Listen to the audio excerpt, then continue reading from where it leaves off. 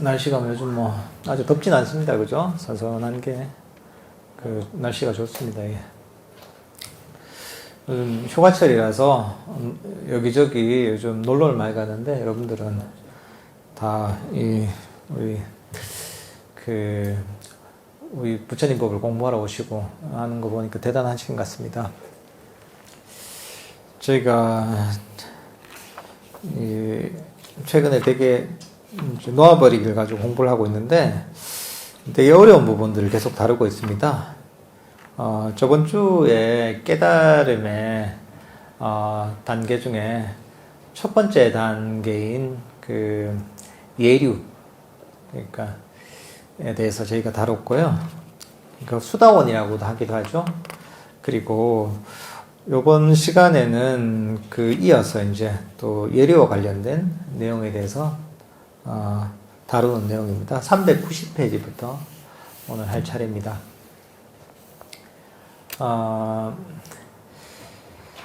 이 불교적인 깨달음에 있어서는 원래 부처님께서 가르치신 단계는 4단계가 있습니다.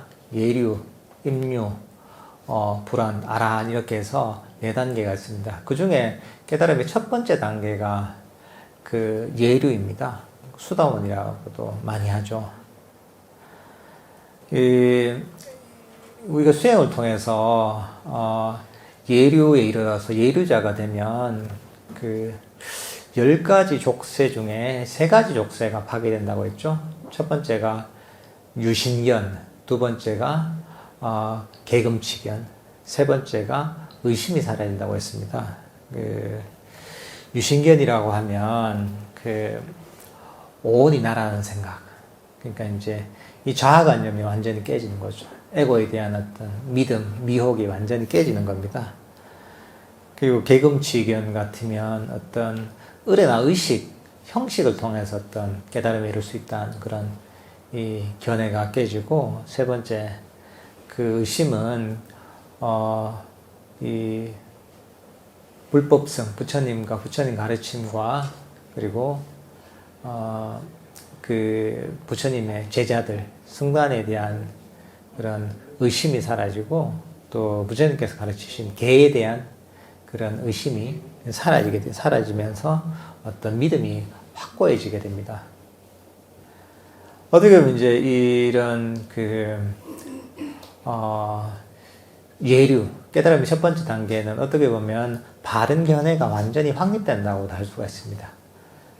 그 전에도 물론 바른 견해를 이해할 수가 있지만 그게 완전하진 않거든요. 그렇지만은 예류에 이르렀을 때에 비로소 바른 견해가 확고하게 되고 팔정도의 가르침이 체득이 되게 됩니다.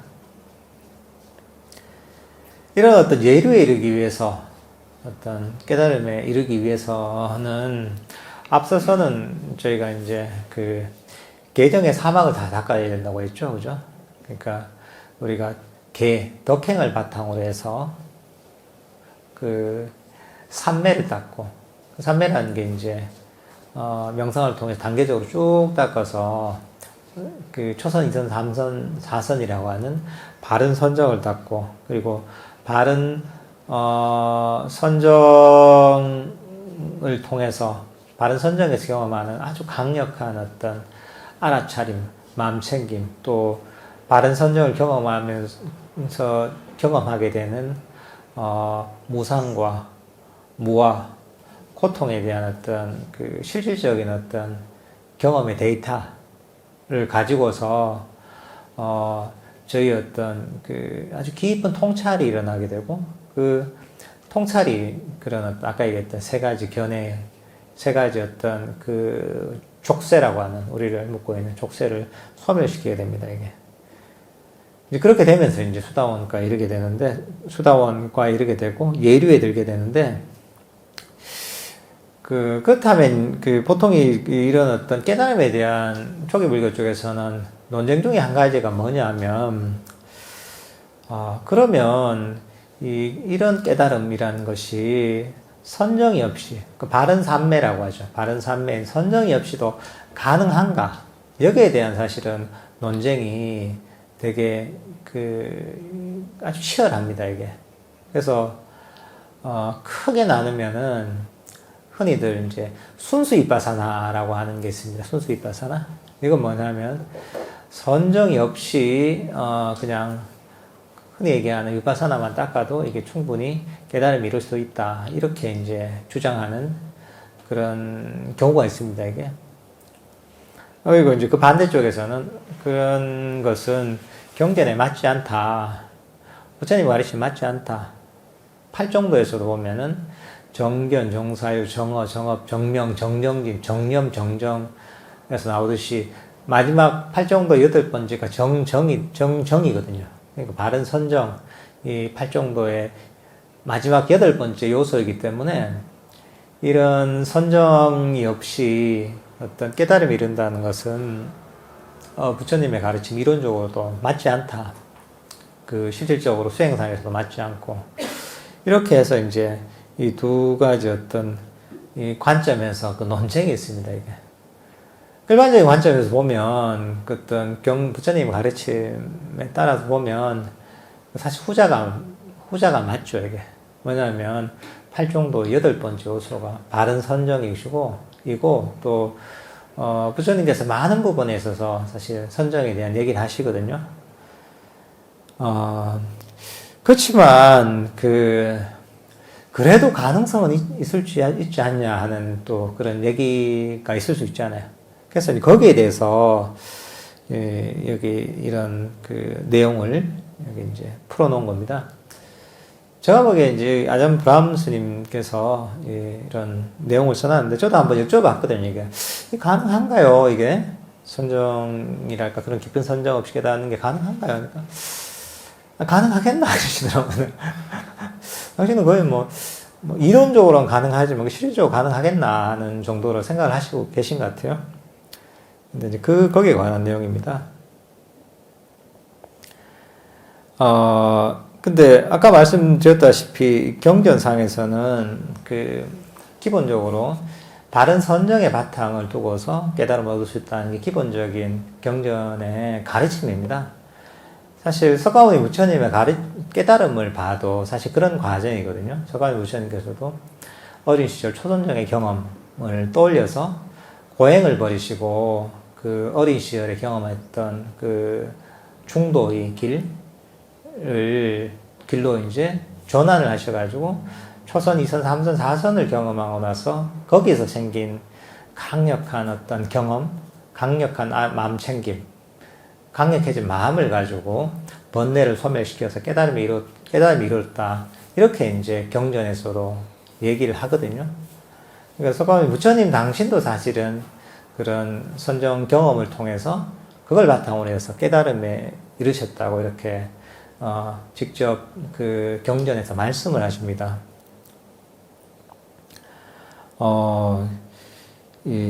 그리고 사실은 많은 부분에서 일어났던 선정에 관한 얘기가 있고, 아까도 말씀드렸다시만, 8정도에서도 8번째 요소가 바로 정정인 것을 봐도, 정정은 개념이 뭐냐면, 초선, 2선, 3선, 4선이 정정이다, 바른 선정이다, 이렇게 경전에서 정의를 하고 있습니다. 그러니까, 이 경전에 따르면은 그런, 바른 선정의 바탕을 해서, 그 다음, 깨달음에 이런 통찰이 생긴다, 지혜가 생긴다, 이렇게 볼 수 있습니다. 그렇지만 이제 경전에서도 이제 이런 순수 윗바사나, 그러니까 선정 없이도 깨달음을 이룰 수 있는, 가능성이 있지 않냐 하는 그런 일화들이 조금 나와 있습니다. 이렇게 이제 흔히 얘기해서 그 순수 윗바사나를 닦는 사람을 뭐 마른 윗바사나 수행자, 그리고 빨리어로 쑥과 윗바사카 이렇게 얘기하거든요. 윗바사카 이렇게 얘기하거든요. 이제 이런 케이스입니다. 이게 바로 이제 대화다따라고 해서 부처님 당시에 일종의 이제 부처님 제자였는데 부처님의 반기를 들고서 부처님을 암살까지 하려고 했던 그런 존재가 있었습니다. 그런 어떤 제자가 있었습니다. 흔히 한역으로는 제바달다 이렇게 얘기하고, 원래 빨리어로는 대바다따라고 합니다.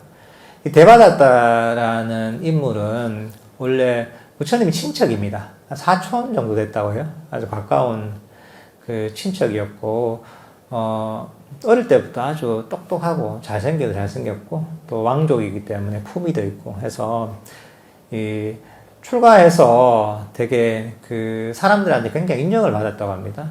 여러 스님들한테도 인정을 받고, 아주 머리도 좋고, 능력도 뛰어나고, 신분도, 어때 출가하기 전 신분도 아주 왕족이다 보니까, 그 행동거지도 품위가 있고 해서 굉장히 인기가 있었답니다. 특히나 이제 이 데바다tta 같은 경우에는 아마 뭐 신통 같은 것도 좀 있었다고 그래요, 이게. 그래서 그런 능력이 있어서,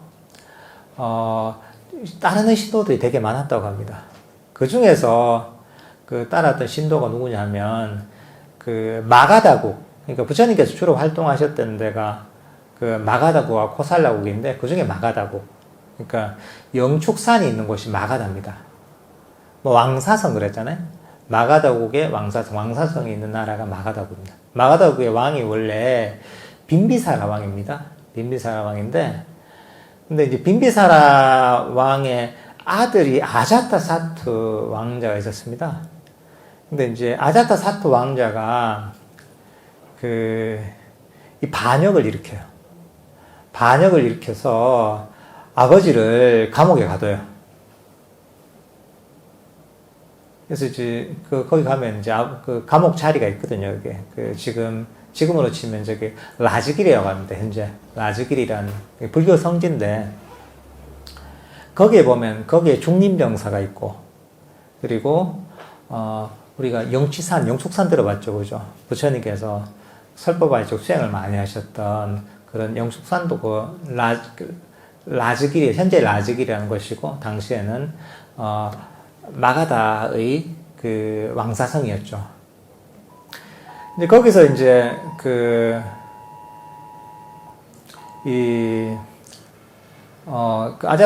아자타사투가 이제 반역을 일으켜서 아버지를 감옥에 가두고 본인이 왕이 됩니다, 이제. 근데 이 데와다tta는 아자타사투가 열렬한 신도가 됐어요, 데와다tta에. 그래서 왕이 이제 굉장히 지지를 해줬어요. 그래서 공양도 엄청 보내고 서포트를 엄청 했어요. 뭐 좀 신통한 능력이 있었나 봐요, 이 데와다tta라는 그 사람이.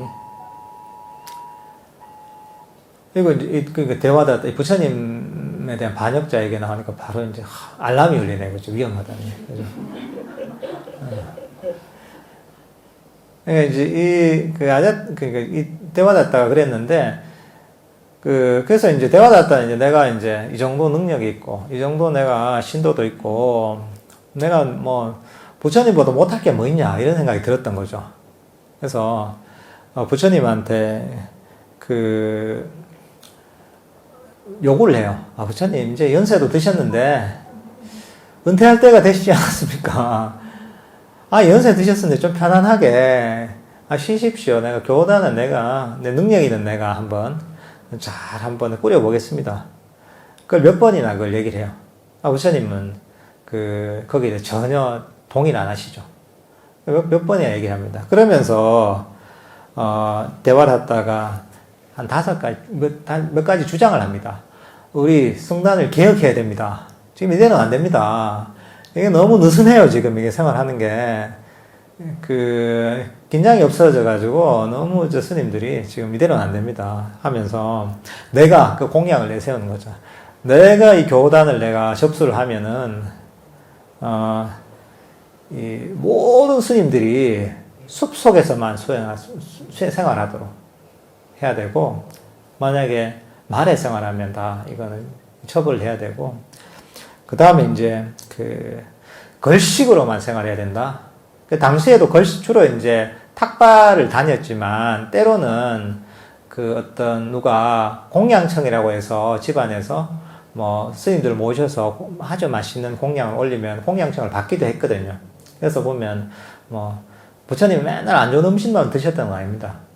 때로는 엄청 맛있는 음식도 드시고, 그래서 이제 가끔씩은 그런 공양청을 받았거든요. 그러니까 그런 공양청을 절대 못 받고 걸식으로만 살아야 된다. 그 다음에 원래 이제 부처님 당시에 우리 가사가 지금 이게 조각이 있잖아요. 이 조각이 있단 말이죠. 근데 이렇게 모양이 된 이유가 뭐냐면, 원래 처음에 이제 부처님께서 이제 그런 이 수행자의 옷을 만들 때, 버려진 옷 있잖아요? 버려진 옷감, 뭐, 저런 화장터나 이런 숲이나 이런 데 버려진 옷감을 주워가지고 그것을 조각조각 키워서, 그런 가사를 만들었어요. 그게 분소이라고 합니다. 근데 이제 당시에 이제 처음에는 문서 입었다가 그것만 입었던 건 아니거든요. 때로는 아주 좋은 옷감을 보시를 하기도 했어요. 좋은 옷감을 보시하면 그걸 이제 약간 그런 모양을 좀 냈던 거죠. 그런 수행자로서. 잘라서 이렇게 붙여서 이렇게 이제 그런 승복을 만들어 입기도 했는데, 그러니까 이제 뭐 분소를 입고서 이렇게 사시는 분도 있고, 때로는 아주 좋은 옷감을 가지고 이렇게 그걸 가지고 이 승복으로서 입고서 지내는 스님들도 있었거든요. 근데 이제 대화다타는 모든 스님들이 분소에만 입어야 된다, 이렇게 주장을 했더니, 그 다음에 이제 당시에는 처음에는 뭐 어떤 우리 절이 없었거든요. 절이 없었고 전부 숲에 생활하고 나무 아래 생활하고 뭐 동굴에 생활하고 그랬단 말이죠. 근데 조금 이제 이 시간이 지나면서 이 사찰이 생겼습니다. 흔히 유명한 뭐 기원정사 또는 뭐 중림정사, 뭐 녹자모 강방 이렇게 해서 많은 그 사찰들을 모시를 받습니다. 그래서 이제 그런 사찰에서도 생활을 제법 많이 했거든요. 숲에 생활하지만. 그렇지만 이 대화다타는 어떻게 수행자가 그렇게 안락하게 생활하나, 모든 스님들 나무 아래서만 이제 정말 옛날처럼 초심으로 돌아가서 생활해야 된다, 이렇게 주장을 한 거죠. 그 다음 5번째가 뭐냐면, 생선과 고기를 먹으면 안 된다. 보통 부처님 당시에는 탁발에 의존했거든요. 탁발에 의존했기 때문에 야채를 주면 야채를 먹고 고기를 주면 고기를 먹고 생선을 주면 생선을 먹었습니다. 그러니까 사실 이런 채식의 전통은 원래 부처님 당시의 전통은 아닙니다. 이건 어떻게 보면 중국적인 전통이거든요. 불교가 중국에 들어오면서 중국의 도교 문화의 영향을 받으면서 그런 채식을 하지 않고 육식을 하면 그거는 뭐 살생을 하는 거다, 이런 식의 개념이 새롭게 생겼거든요. 근데 부처님 당시에는 안 그랬습니다. 부처님 당시에는 주는 대로 탁발해서 먹었습니다. 부처님께서도 사실 마지막 열반에 드시기 전에 좀 음식을 좀 잘못 드셨거든요. 탁발을 받았는데, 그게 뭐냐면 돼지고기 이런 것들을 탁발을 받았는데 그 음식이 좀 안 좋았다고 이렇게 얘기를 하거든요. 그러니까 당시엔 사실 이제 그런 탁발 받는 대로 먹었는데, 대화다타는 육식 고기나 이 생선은 저 수행자에게 맞지 않다, 우리 채식만 하면 살자, 이렇게 주장을 한 거죠. 그러니까 숲속에 생활하고 탁발로만 생활하고 본소에만 있고 나무 아래에서 생활하고 그 다음 생선과 고기를 버린다, 이렇게 수행자 우리 이렇게 수행자답게 삽시다, 들으니까 어때요? 너무 대단한 거잖아요, 그죠? 수행자답게, 그죠? 실제로 이제 이런 걸 지키면서 사는 분들도 있었습니다, 이게. 두타행이라고 해서, 이런 걸 포함해서, 예를 들면, 장자부를 한달까, 등을 땅에 대지 않는달까, 이런 어떤 수행을 하는 분들도 있었고, 이제 그거는 이제 의무적인 게 아니라 개인의 선택이었거든요. 근데 이제 대화다타 같은 경우에는 그거는 의무로 하자, 이거는. 모든 스님들이 이렇게 해야 되지 않겠냐 하는데, 이게 일견 들으면 되게 혹할 내용입니다, 이제. 그렇지만, 부처님께서 거기 이렇게 얘기를 하는 게 대화다타, 부처님께서 뭘 하시냐면, 그렇게 두타행을 할 사람은 하고, 그리고 그렇지 않은 사람들은 그렇게 하지 않아도 된다고. 그 개인이 수행에 자신의 어떤 상황과 본인의 수행에 맞도록 하는 게 맞다, 이렇게 거부하세요. 그러니까 이게 참 재밌는 거죠. 이거 어떻게 들어보면 되게 수행자답게 정말 생활하는 것 같지만은, 어떻게 보면 부처님께서도 고행을 벌이셨단 말이죠. 결국은 이런 일종의 고행, 절제를 하는 목표는 탐진체 소멸의 목표단 말이죠. 그래서 때로는 좀 뭐랄까, 이제, 이 아주 좋은 음식을 먹어야 될 사람도 있거든, 몸을 부하기 위해서. 때로는 뭐 피부가 약하다, 옷감이 좀 좋아야 될 경우도 있거든요. 여기 또, 비바람 이런 것들을 피해서 생활했을 때 오히려 수행에 도움이 되는 경우가 있거든요. 그러니까 부처님께서는 일률적으로 이렇게 아주 엄격한 기준을 세워서 이렇게 다 맞춰라 그런 게 아니라 큰 어떤 유래 틀은 있지만 그렇지만 그 속에서 개인적인 어떤 뭐랄까 이제 어떤 특성에 따라서 스스로의 어떤 선택의 여지를 많이 주셨거든요.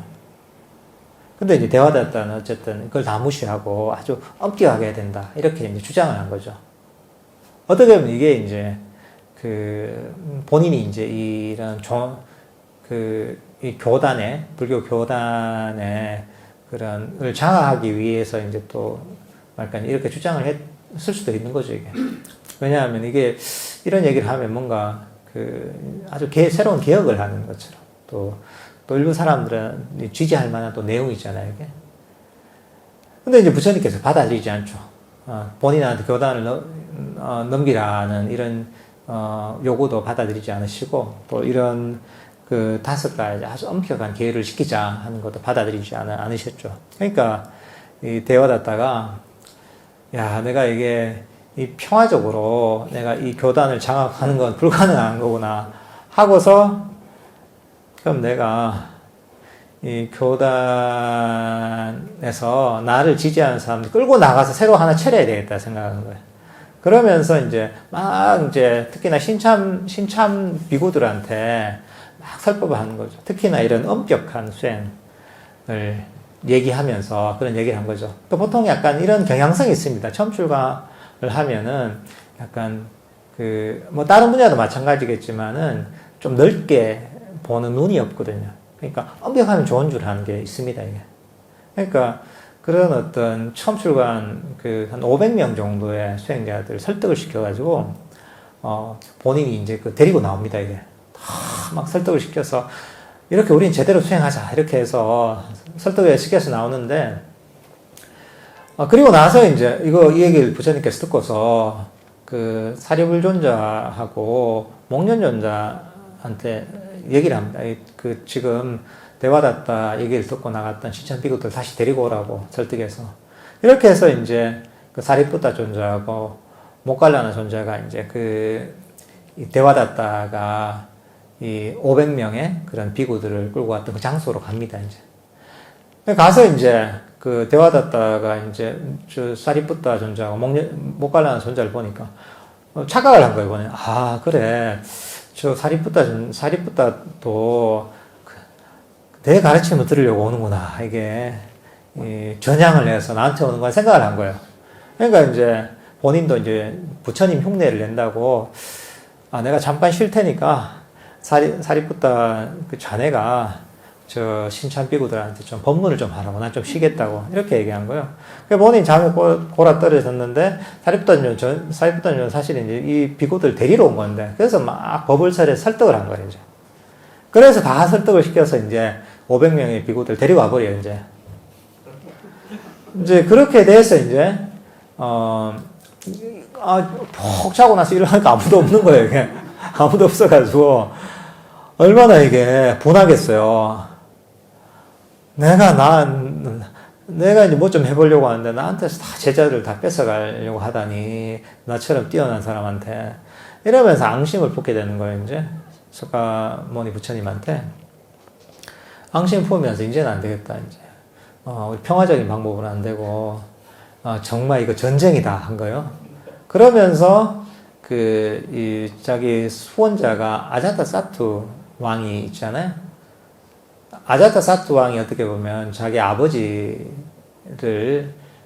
배반해서 그 왕국을 탈취한 것처럼 본인도 이제 아자타 왕의 서포트를 받아서 이 교단을 탈취하려고 이렇게 이제 계획을 세우죠, 이제. 그러니까 이제 부처님을 암살하려고 계획을 합니다. 처음에는 이제 나오는 31명의 자객을 보내게 되고, 세 번에서 4번 정도 이렇게 암살하려고 해요. 요 얘기는 제가 조금 이따 드릴 거고, 또 한 번은 뭐냐면, 그 영축산이라는 데 있잖아요. 영축산. 기자부다라고 하는데, 발리어로. 여기 보면은 올라가는 길이 굉장히 좁습니다, 이제. 거기에서 이제 큰 바위를 굴려가지고 부처님이 오시는데, 부처님을 이제, 그 바위로 살해하려고 시도를 합니다. 그러다가 바위가 마침 앞에 있는 그런 바위에 부딪혀서 방향이 틀어졌긴 했는데, 돌조각이 되어서 이제 부처님이 이제 발가락을 다칩니다, 이제. 어쨌든 간에 그런 죽음을 모면하시고, 그 다음에 우리가 유명한 그 술 취한 코끼리 아시죠? 그죠? 말라길이라는 이름의 술 취한 코끼리인데, 이게 이제 이 코끼리가 인도에서는 당시에 그 코끼리를 전투에 이용했습니다. 그러니까 코끼리를 가지고 그 상병이 있었어요. 코끼리를 가지고 이게 코끼리가 일종의 이제 그 병사가 돼서 다 쓸어버리는 거예요. 코끼리가 어마어마하게 크잖아요. 그리고 훈련이 되면 굉장히 무섭거든요. 근데 그런 어떤 전투 코끼리를 빌려가지고 그 술을 엄청 먹입니다. 보통 이제 또 전쟁에 나갈 땐 술을 먹인대요. 코끼리가 안 그러면 칼을 보거나 창을 보면 겁을 내잖아요. 근데 술 취하면 사람도 그렇죠. 겁이 없어지잖아요. 그 코끼리도 마찬가지인 거죠. 그래서 전쟁에 뭐 일반적으로 술 같은 약물이 취하게 만든다고 합니다, 코끼리. 근데 이게 술이나 이런 거 엄청 먹인 거예요, 이제. 그리고 나서 이제 부처님을 그냥 짓밟아서 그냥 살해하도록 이렇게 이제 유도를 하는데, 또 부처님 보통 분이 아니니까 또 어떤 자비심으로서 이런 코끼리에게 조복을 받죠, 이제. 이렇게 해서 또 실패를 하고, 또 마지막에는 손톱에다가 그 독약을 이렇게 이제 딱 발라서 이렇게 이제 부처님을 살해하려고 했다는 그런 얘기도 있습니다. 그러니까 이제 3번이나 4번 정도 이렇게 부처님을 살해하려고 하는데 다 실패했습니다, 이게. 근데 이제 이런 어떤 대화다tta, 그래서 아비지옥에 떨어졌다, 이렇게 얘기합니다. 근데, 그 재밌는 건 뭐냐 하면, 이 대화다tta가 불교 이제 경전에서는 정말 오역죄를 재운 부처님을 살해하려고 한 가장 이 배반자로서 이렇게 이제 인식이 돼 있지만, 그러니까 이제 부처님께서 돌아가신 후 1000년 후 정도에도 대화다tta를 따르는 그런 이 집단들이 있었답니다. 이게 어디 나오냐 하면 현장 스님 아시죠? 현장 스님?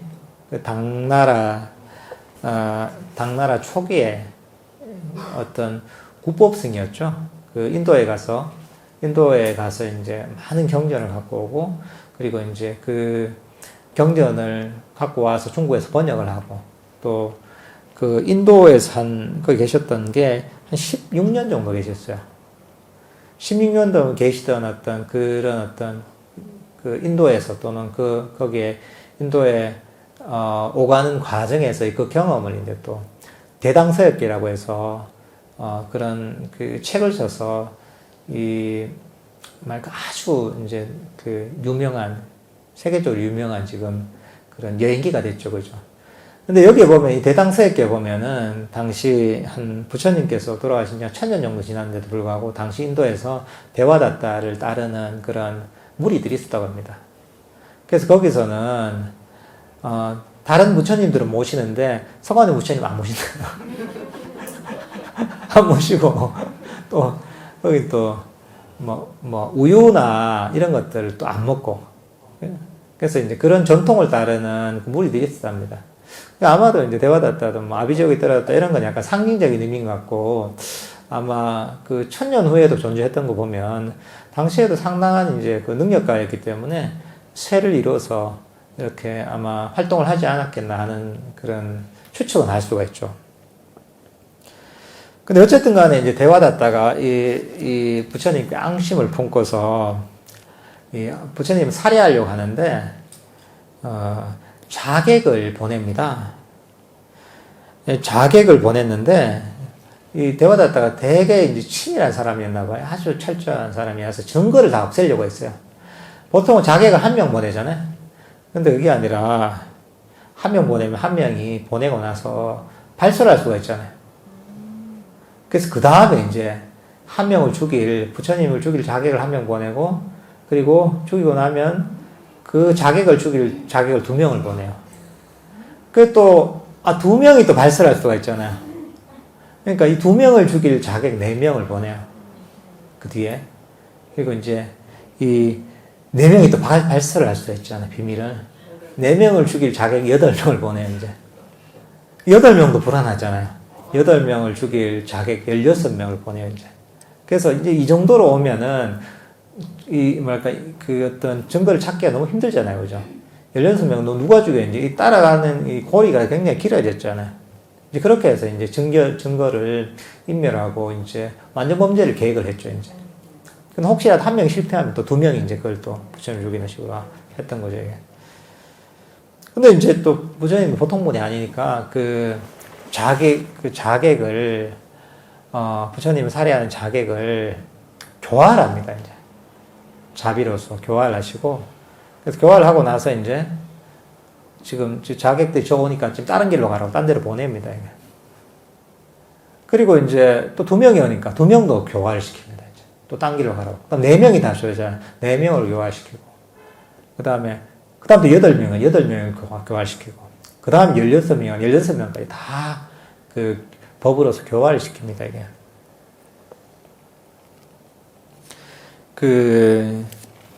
근데 이제 이러면서 총 31명이죠. 31명의 자객들을 교화를 시키는데, 이 율장에 보면 이 31명, 한 명의 자객들이 전부 다 부처님의 가르침을 듣고서 예류자가 됐다 그래요. 깨달음 첫 번째 단계에 이루어졌다 하는데, 그러니까 이런 내용이 보면, 사실, 이런 자객들이 무슨 수행을 했을래 만무하고, 그죠? 사실은 그 덕행이나 이런 것들이 아주 뛰어나리 만무한데, 그럼에도 불구하고, 예류에 이르렀다고 하잖아요. 그러니까, 이런 어떤 내용을 보면은, 아마도 그런 단계적인 어떤, 삼매를 닦는 수행을 통해서 선정을 체험하지 않고서도 가능할 방법도 있지 않겠나 하는 추측을 할 수 있다는 거죠. 이런 내용을 가지고. 근데 경전에서는 사실은 이게 사람을 6부류에로 이렇게 설명을 하는 그런 경전이 있습니다, 이게. 근데 이제 이게 이제 마치마 니까야에 나오는 내용인데, 첫 번째가 양면으로 해탈한 자가 있고, 두 번째가 통찰지로 해탈한 자, 세 번째가 몸으로 체험한 자, 네 번째가 견해를 얻은 자, 다섯 번째가 믿음으로 해탈한 자, 그 다음 여섯 번째가 법을 따르는 자, 일곱 번째가 믿음을 따르는 자에서, 여섯 번째, 일곱 번째가 법을 따르는 자하고 믿음을 따르는 자라는 게 있습니다. 여기서 보면 주로 믿음을 따르는 자, 주로 법을 따르는 자, 이렇게 돼 있죠, 그죠? 이게 빨려로 사타누사리, 담마누사리라고 하는데, 이 법을 따르는 자라는 게 뭐냐면, 우리가 아까 얘기했다시피, 삼매를 닦고, 바른 어떤 선정을 닦고 나서, 그걸 바탕으로 해서, 통찰을 일으켜서, 탐진치를 소멸시킨 통찰을 일으켜서, 깨달음에 이르는 그런 일반적인 케이스의 수행자를 법을 따르는 자라고 합니다. 그리고 믿음을 따르는 자는 사실은 이 깨달음에 이르는 주요한 원동력이 믿음이 사실은 깨달음에 이르는 주요한 원동력이 되는 그런 어떤 케이스의 수행자를 얘기합니다. 우리가 다섯 가지 어떤 깨달음에 이르는 기능이라고 할 수 있는 게 뭐냐면, 신정진 염정이라고 해서 믿음과 정진, 여기 에너지라고 해놨거든요, 표현을. 정진, 에너지.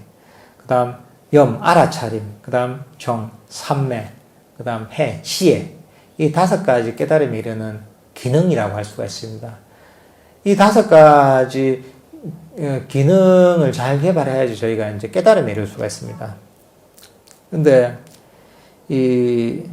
보통의 법을 따르는 자, 일반적인 아까 수행자 같은 경우에는 신정진 염정회 중에 그 네 번째, 다섯 번째 이 삼매를 그러니까 바른 삼매, 선정을 개발해서 깨달음에 이런 통찰지, 지혜를 일으키는 이런 어떤 그 수행자입니다. 근데 일반적인 거죠.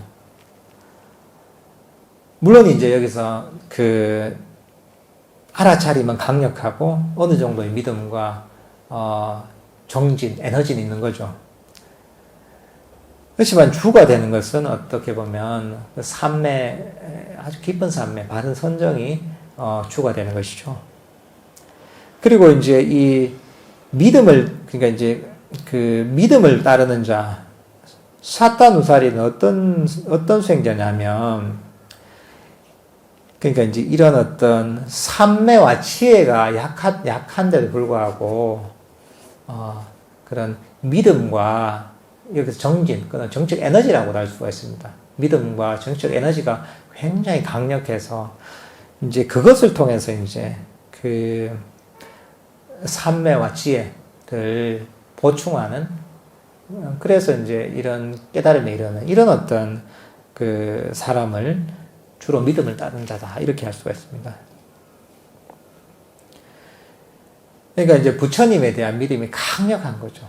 그 강력한 그 믿음, 그리고 이제 그런 거기서 나오는 에너지가 바로 바로 예류에 이르도록 하는 그런 원동력이 된다는 것이죠. 이게 어떻게 보면 여러분들이 믿음이 강한 사람들 있잖아요. 믿음이 강한 사람들은 강력한 에너지가 있습니다.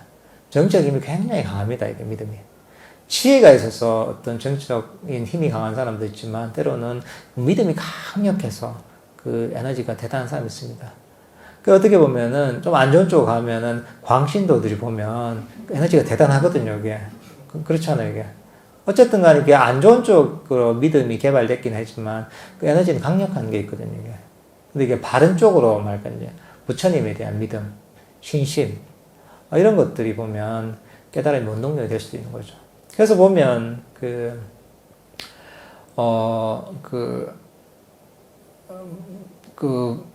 부처님 전생 얘기에 보면 그런 당시에 까사파 부처님인가 시대 그 과거 부처님 시대에 한 도공이 있었는데 그 도공과 어떤 도공의 부모님들 같은 경우 보면 근데 부처님께서 그 도공이 집에 가서 뭐 음식을 좀 갖고 가거나 때로는 필요한 물건을 이제 그 집에 가서 갖고 가고 나서 부처님께서 우리 집에서 이런 음식을 갖고 가시다니 필요한 뭐랄까 이제 물품을 나를 믿고서 우리 집에서 갖고 가시다니 이렇게 해서 그 약간 기쁨이 너무 커서 뭐 어떤 경우에는 보름간 그 희열이 그 행복감이 그대로 머물렀다는 얘기도 있고 때로는 일주일간 그 부처님의 보시한 그런 기쁨이 일주일간 그런 희열과 행복감이 머물렀다는 이런 얘기가 있거든요. 그게 어떻게 보면 부처님에 대한 믿음이 강력하기 때문에 그런 희열과 행복이 그렇게 오래 지속이 되는 것이거든요. 그러니까 어떻게 보면 그 믿음의 힘이라는 게 그렇게 말까 이제 그런 이 강력한 어떤 행복감, 희열감을 일으켜서 우리의 어떤 이 정치적 에너지를 굉장히 고양시키고 그리고 탐진치를 다 몰아내는 그렇게 해서 이제 도가를 얻을 수도 있는 뭐 그런 가능성도 있는 거죠 이게. 그러니까 여기서 아잔 브람스님께서는 이게 어느 정도의 믿음이면 가능할까 이렇게 생각을 해보니까 여기 이제 좀 비유를 해놨습니다. 여기 하나의 일화로서. 그러니까 이제 그 젊은이가 이제 스승을 찾아갑니다. 유명한 스승이었는데 스승한테 찾아가서 나를 제자로 받아주십시오. 얘기합니다.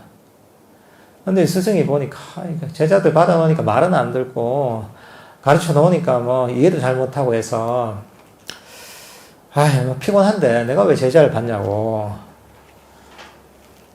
제자 안 맞는다고 한 거예요. 그러니까 이 젊은이가, 내가 정말 내가 그 스승님이 시키는 일이라면 무슨 일인지 하겠다고 내가. 그렇게 얘기를 한 거예요. 그래서 이제 이 스승이 이제 제자를 테스트를 해보려고 한 거죠. 그러면서 내가 무슨 일이, 뭐 지시를 하면 무슨 얘기든지 듣겠냐고 하니까, 그렇습니다. 한 거예요, 이제. 그래서 이제 한 얘기가 뭐냐면, 저 동쪽 방향으로 계속 걸어가라고. 그 얘기를 듣고서 이제 이 젊은이가 동쪽으로 계속 걷기 시작하죠. 동쪽으로 걷다 보면 그냥 이제 길이 길만 있는 건 아니잖아요. 우리가 지금 이 동쪽이 이쪽이잖아요. 동이잖아요. 지금 걸으면 뭐가 납니까? 걸으면 바로 지금 이 건물에 떨어져야 되는 거죠.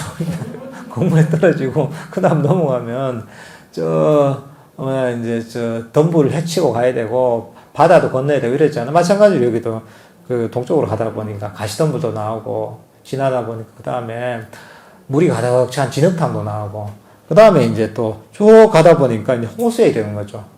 호수에 이르다 보니까 호수에 계속 가다 보면은 점점 이제 그 수위가 높아져서 그 이제 몸이 점점 물에 잠기기 시작하죠. 그래서 이제 처음에는 뭐 무릎까지 잠겼다가 허리까지 잠겼다가 가슴까지 잠겼다가 목까지 잠겼다가 나중에는 그 코까지 잠겼다가 결국은 귀를 덮을랑 말랑 할 때쯤 이제 스승이 이제 불렀던 거죠. 됐다고 이제 내가 얘기한 테스트를 통과했다고 하면서 제자로 삼죠 이제. 그러니까 야자무람스님 같은 경우에는 이 정도의 믿음 정도는 되면은 가능할 할 수도 있지 않을까 이렇게 이제 얘기를 하시는 거죠. 근데 이게 뭐 이 정도 가능한 경우가 잘 있겠나요? 그래서 그 보통 이런 가능성이 별로 있지 않다고 이렇게 이제 여기서도 얘기를 하시죠. 요즘같이 회의적인 시대에서 이런 게 가능하지 않고 또 이게 어떻게 보면은 부처님의 가르침 중에 메인은 절대로 아니거든요. 아주 기본적인 가르침은 아니거든요.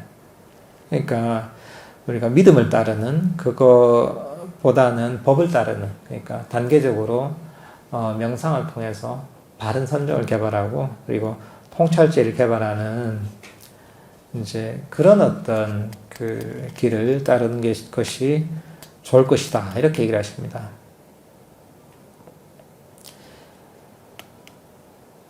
그 경전에서는 그런 얘기를 합니다.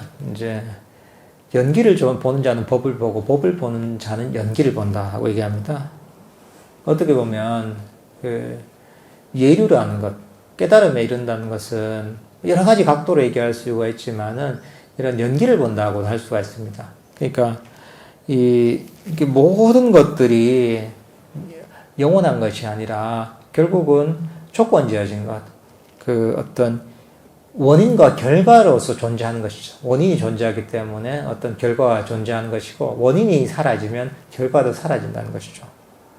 연기라는 그냥 글자적인 의미도 연하에 일어난다는 것이죠. 어떤 원인이 계기가 돼서 결과가 일어난다는 것이고 원인이 소멸하면 그 결과로 소멸한다는 것이죠. 그러니까 우리가 어떤 이런 원인과 관계없이 항상 존재한다고 생각했던 예를 들면 어떤 행하는 것 또는 의지 또는 우리의 어떤 그러니까 아는 것 이런 것들이 보면 우리의 어떤 본질적인 나하고 영원하다고 보통 많이 여깁니다. 이게 그렇지만 이런 것들조차도 예류에 이르면 연기적으로 존재하는 것. 조건지어져서 나타났다 조건이 사라지면 사라지는 것이지 이게 영원불변한 것이 아니라 그리고 영원한 자신의 실체가 아니다. 이런 것들을 연기에 대한 이해와 더불어 같이 알게 되는 것이죠.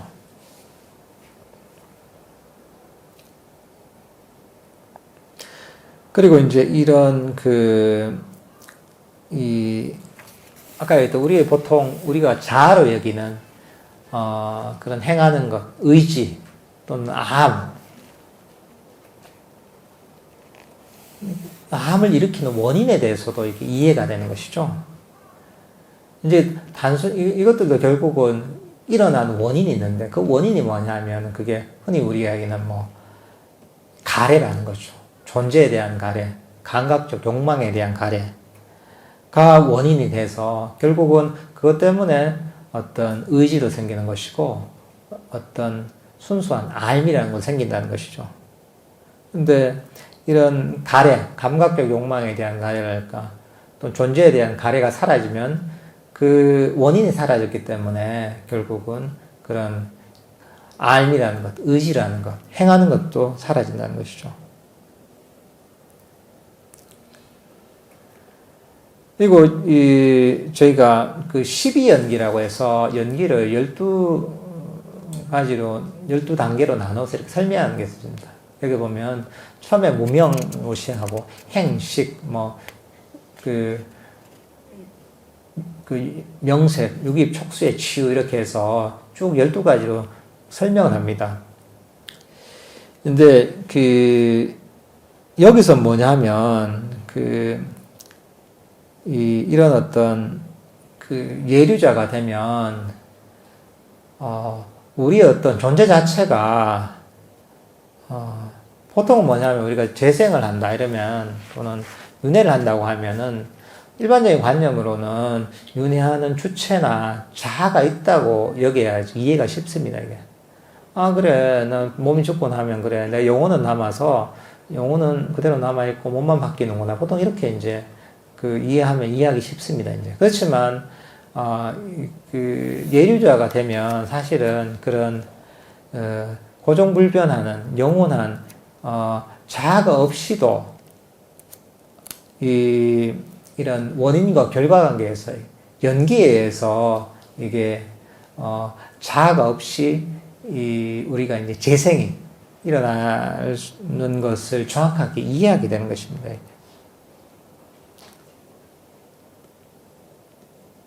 그러니까 이제 이 존재라는 것 자체가 그 존재를 일으키는 바로 취착이라는 것에 의해서 존재가 일어나고, 그리고 이제 그 존재에 의해서 이제 새로운 어떤 생명이 태어난다는 것이죠.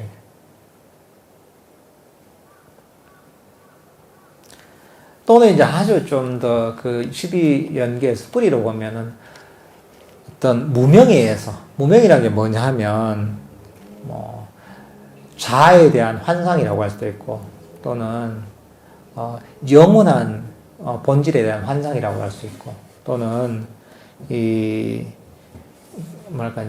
고통에 대한 부정이라고 할 수 있습니다. 그러니까 이제 이런 어떤 바르지 못한 어떤 그 견해, 그 어두움이 바로 이제 무명입니다. 이게 이런 어떤 무명이 이제 행이라고 하죠. 업이 되고, 그러니까 업에 의해서 이제 우리의 의식이 생겨나면서, 그러면서 이제 우리의 어떤 그 삶의 사이클이 시작된다는 이런 어떤 과정을 정확하게 이해를 하게 된다는 것이죠. 그러니까 이런 이 존재가 다시 태어나게 되는 그 뿌리라는 것이 결국은 그런 무명에 의해서 시작된다는 것. 빨리 아위자라고 하죠. 아위자라고 하는데, 이런 무명이 바로 이제 그 뿌리가 되어서 그 원인에 의해서 우리의 어떤 이 삶이 새롭게 시작된다는 것을 이해하게 된다는 것이죠. 그리고 그 반대로 어떻게 보면 이렇게 인연 따라서 원인에 의해서 이제 존재가 생겨나는 것처럼 그 반대로 이제 소멸의 과정도 충분히 이해할 수가 있는 것이죠. 그러니까 이런 그 예류자가 되고 나면 이런 그 존재를 뒷받침하고 있던, 어떻게 보면 그 무명이 파괴되기 시작하고, 또 어떻게 보면 가래가 파괴되기 시작한단 말이죠. 그래서 이제 그것에 의해서 어떻게 보면은 그 존재의 재생의 순환고리가 이제 깨지기 시작하는 겁니다, 이게. 그러니까 어떻게 보면은 무상을 완전하게 보게 되면 그 전에 영원하다고 여겼던 어떤 그 몸과 마음이 결국은 조건지어져서 존재한다는 것을 알게 되고, 그 원인이 사라지면 이런 몸과 마음도 소멸할 수 있다는 것을 알게 되는 것이고, 또 무아에 대한 인식을 하게 되면, 그전에는 뭐냐 하면, 이런 그 수행을 통해서, 어떻게 보면 소멸하는 과정 자체가 뭔가 잃어버릴 것이 있었는데, 사실은 잃어버릴 그런 주체가 없다는 거죠. 무아를 알게 되면. 뭐냐면, 원래부터 나라고 할 만한 게 없었기 때문에. 그렇기 때문에 사실은 잃어버릴 게 없는 그런 과정이라는 것을 이해한다는 것이고, 또 고통에 대한 완전한 이해가 있다 보면, 결국은 내가 행복이라고 해서 잡고 있던 것이 결국은 고통임을 알게 되잖아요. 그러니까 고통임을 알게 되기 때문에 이 고통에서, 벗어나야 된다는 그런 마음이 일어날 수밖에 없는 것이죠.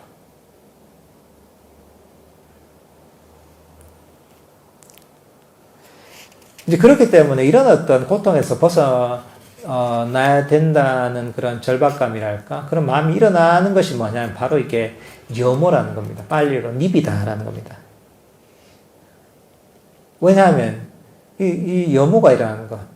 그러니까 이 고통에서 벗어나야 한다는 절박감을 느끼는 것은 어떻게 보면 이제 이 고통을 있는 그대로 봤기 때문에 그렇습니다. 우리 몸과 마음의 진실을 있는 그대로 봤기 때문에 내가 이게 잡고 있던 것들이 결국은 이게 고통임을 알게 되는 것이죠.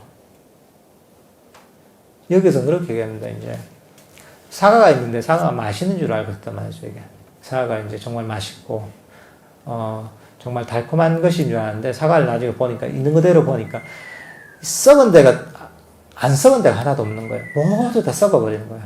어디 쓸 데가 없는 거예요. 그럼 어떻게 됩니까? 사과를 버리게 되잖아요. 어떤 그게 염호인 거죠. 이게. 그러니까 이게 썩은 사과를 그걸 가지고 보물처럼 모셔둘 사람은 없잖아요, 이게. 그러니까 이런 어떤 그 있는 그대로 보는 바른 어떤 안목이 생기게 되면, 자연스럽게 어떻게 보면 우리는 이런 그 윤회의 어떤 사이클에서 벗어날 수밖에 없는 겁니다, 이게.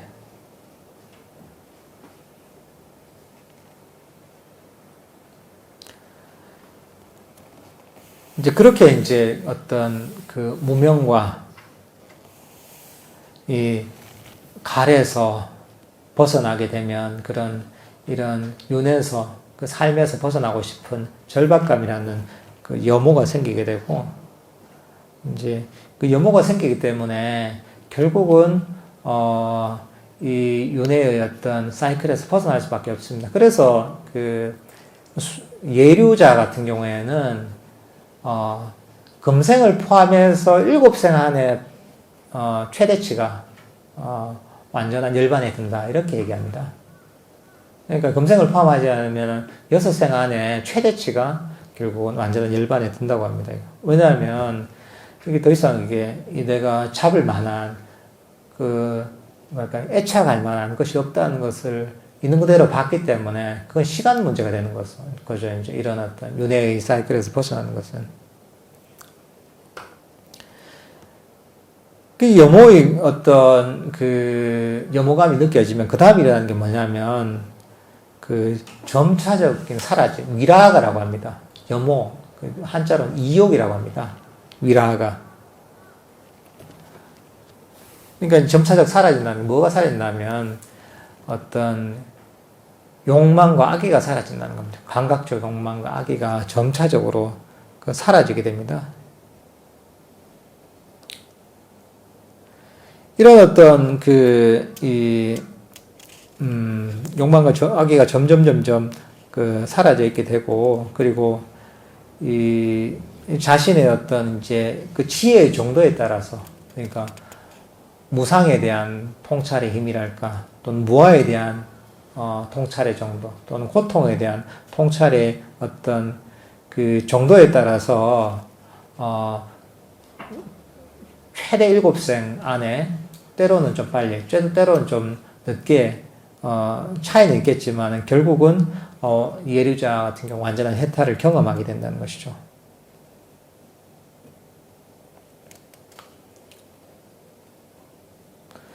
사실 예류자가 되면 이 선택의 여지가 없다고 합니다. 이게. 선택의 여지가 이때 예류자가 돼서 나 이제 이제 깨달았으니까 내일은 그래도 뭐 확정된 거니까 중생들을 위해서 내가 좀 봉사를 하고 한 열생 정도 내가 중생들을 위해서 봉사를 하고 그 다음에 내가 열반에 들어야지. 이렇게 선택하는 불가능합니다. 이거는. 왜냐하면 이건 어떻게 보면 이제 깨달음에 이르는 것은 자연적인 과정이거든요. 그러니까 벌써 아까도 얘기했지만 어떤 우리의 존재라는 것 자체가 조건지어진 거죠. 원인에 의해서 어떤 이런 존재가 생기는 거잖아요.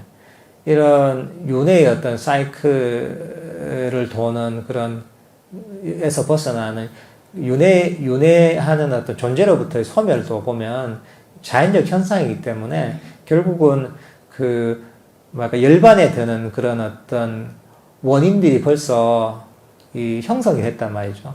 그러니까 그 원인에 의해서 결국은 그 시간이 결정되는 것이지 내가 지금은 선택할 수 있는 여지가 없는 것이죠. 그러니까 여기서 비유를 하기에 일단 열반 버스에 오르게 되면 예류에 이르러서 자기가 할 수 있는 건 없다는 거죠. 결국은 내가 할 수 있는 건 없는 것이고 거기서 그 열반 버스의 기사가 데려다 주는 대로 그대로 이제 열반으로 향해야 된다는 것이죠.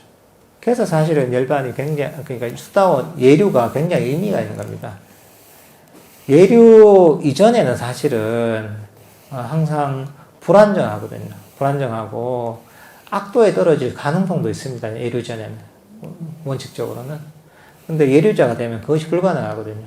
악도에 떨어지는 것이 불가능하고 금생을 포함해서 최대 7생 안에 결국은 완전한 깨달음 열반에 들기 때문에 예류자가 되면 그때는 이제 열반은 정해진 것이죠. 그렇기 때문에 사실은 이 예류라는 것이 깨달음의 첫 번째 단계가 되는 것입니다. 왜냐하면 7생 안에 완전한 열반에 드는 것이 결정이 되어 있기 때문에 그래서 사실은 깨달음의 첫 번째 단계가 되는 겁니다.